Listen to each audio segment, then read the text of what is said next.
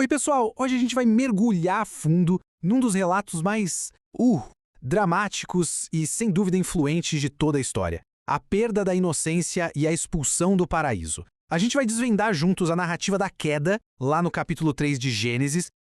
Sejam todos muito bem-vindos. Para quem está chegando agora, essa é a nossa análise do capítulo 3 de Gênesis. E olha, para quem já acompanha a nossa série sabe que a história de hoje é uma continuação direta, né? As análises da criação lá dos capítulos 1 e 2, bom, elas dão todo o contexto do que vai acontecer agora. Se não viu ainda, vale a pena dar uma olhada depois. Mas agora, vamos direto para o grande ponto de virada da história. Bom, vamos lá. O cenário aqui, como a gente sabe, é o Jardim do Éden. Pensa num lugar de perfeição total. E é nesse cenário que entram os personagens centrais desse primeiro ato. De um lado, a mulher, e do outro, a serpente. Que, aliás, o texto descreve como o mais astuto de todos os animais que Deus tinha criado. E olha só como a história começa, com uma pergunta. A serpente não chega e dá uma ordem, não faz uma afirmação, não. Ela chega com uma questão, mas uma questão assim sutilmente distorcida. Ela meio que insinua que a proibição era total. Sabe, é ali que ela planta a primeira sementinha da dúvida sobre a bondade e a generosidade de Deus. Bem sutil. A mulher então responde, e ela corrige a serpente. Ela mostra que sabe direitinho qual é a regra. Olha, a gente pode comer de todas as árvores, menos de uma. E ela também sabe qual é a consequência, a pena máxima, a morte. Sabe, até esse ponto parece que está tudo sob controle. Ela sabe o que está em jogo. Mas é aqui que a tentação sobe de nível. E muito. A serpente sai daquela dúvida sutil e vai para a contradição direta. Na cara dura. De jeito nenhum vocês vão morrer. E não para por aí. Logo em seguida ela ataca o caráter de Deus, basicamente sugerindo que ele está escondendo alguma coisa boa deles. O conhecimento do bem e do mal, a chance de serem como deuses. Pensa só, é uma promessa poderosa demais. Bom, com uma promessa dessas na mesa, a gente chega no momento crucial, o ponto de virada da história toda.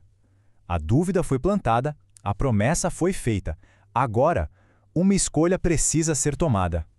E o texto é interessante porque ele nos dá uma janela para a mente da mulher naquele momento. A gente vê a deliberação interna dela. Ela avalia o fruto em 3 pontos. Primeiro, o apelo físico, né? Parecia bom de comer.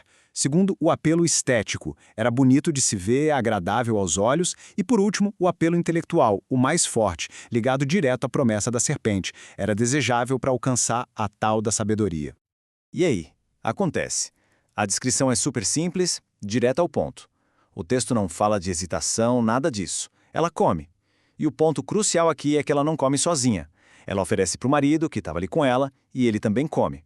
Ou seja, a transgressão é um ato compartilhado. E qual é a consequência imediata?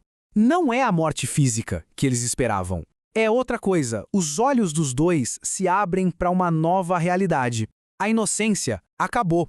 E no lugar dela vem a autoconsciência e com ela a vergonha da nudez, que antes era algo totalmente natural. A primeira reação deles? Tentar se cobrir costurando folhas de figueira.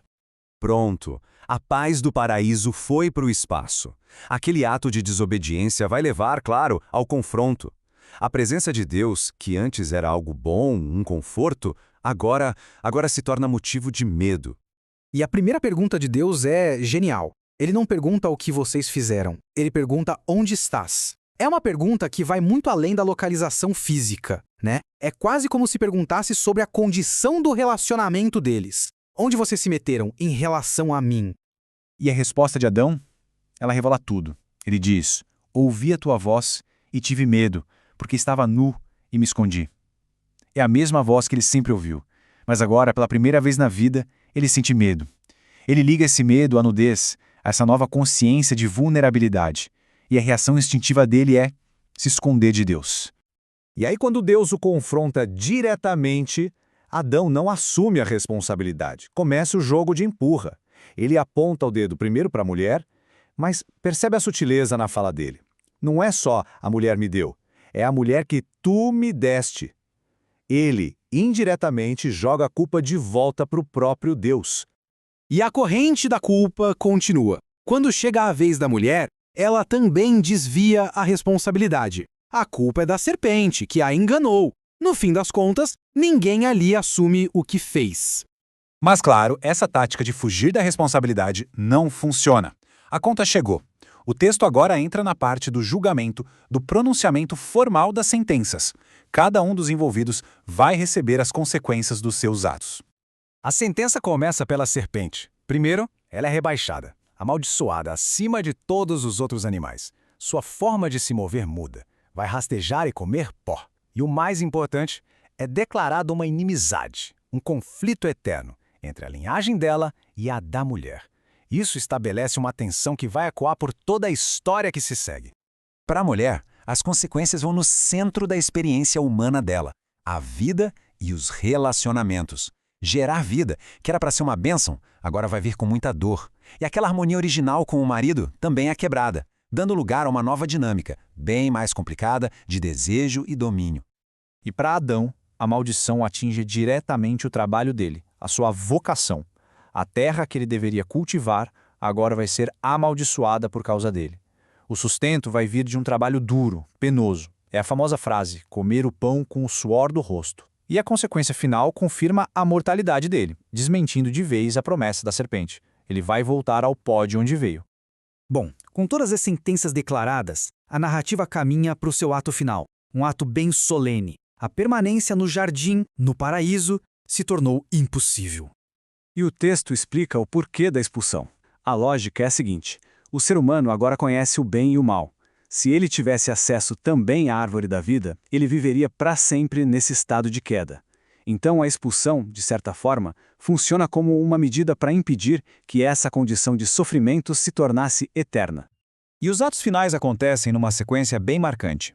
Primeiro, um gesto de provisão, quase de misericórdia. Deus faz roupas de pele e os veste.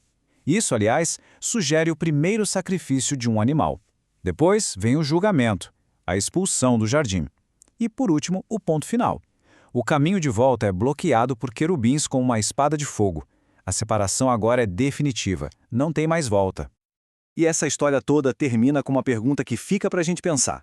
A narrativa mostra uma cadeia bem complexa de eventos, de culpas.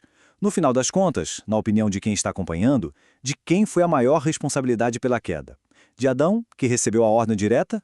Da mulher? Eva, que foi enganada, mas ainda assim fez a escolha? Ou da serpente, que deu o pontapé inicial na tentação? É um debate que, olha, atravessa os séculos. Deixe as respostas aí nos comentários e vamos ver o que o pessoal acha. E assim a gente fecha a nossa análise do capítulo 3 de Gênesis. Que ponto de virada, hein? A jornada continua. E logo mais, a gente vai explorar as consequências dessa queda na geração seguinte, com a história de Caim e Abel. Então, para não perder, já sabe, se inscreve aí no canal, compartilha essa análise com os contatos e se prepara para o nosso próximo encontro. Valeu, pessoal. Até a próxima!